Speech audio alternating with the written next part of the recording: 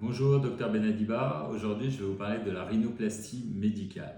Alors, la rhinoplastie médicale, en fait, elle a débuté par la rhinoplastie de rattrapage, rhinoplastie réparatrice. Quand j'ai commencé à faire des rhinos médicales, c'était dans les années 2007 à peu près, on avait des patients qui venaient nous voir avec des problèmes suite à une rhinoplastie, souvent ratée, avec un problème de bosse osseuse qui était visible, avec des asymétries au niveau du cartilage et qui ne souhaitait pas refaire de chirurgie.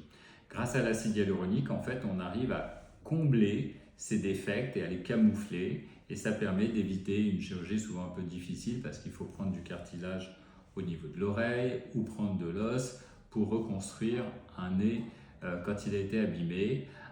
Le meilleur exemple, c'est le nez trop creusé. À ce moment-là, eh bien, avec l'acide hyaluronique, on peut corriger cela. Aujourd'hui, on a beaucoup de demandes sur la rhinoplastie médicale à visée esthétique. Alors, quelles sont les possibilités? La première, c'est la correction de la bosse par l'acide hyaluronique, toujours. On va en fait injecter au-dessus et en dessous de la bosse pour cacher cette bosse en injectant un peu d'acide hyaluronique, ce qui va nous donner un nez droit. Il ne va pas être plus petit, plus court, mais il sera droit, et en tout cas, ça va changer considérablement le profil. Ça peut permettre à des patients qui ne sont pas encore prêts à faire une chirurgie de voir une différence et d'apprécier déjà un premier résultat. On peut aussi améliorer la pointe du nez par médecine esthétique. Alors la pointe du nez, c'est plus délicat parce que c'est une zone à risque, donc là il faut vraiment un médecin expert pour ce type d'injection. Il faut injecter très peu d'acide hyaluronique pour avoir une retention sur la pointe du nez.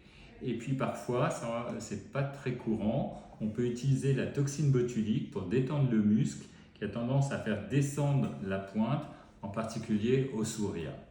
Ce qui est difficile d'améliorer, voire impossible avec la rhinoplastie médicale, c'est le cartilage. Si la pointe est carrée, si elle est trop grosse, si la forme n'est pas symétrique, eh bien il va être difficile, voire impossible de corriger ça par médecine esthétique.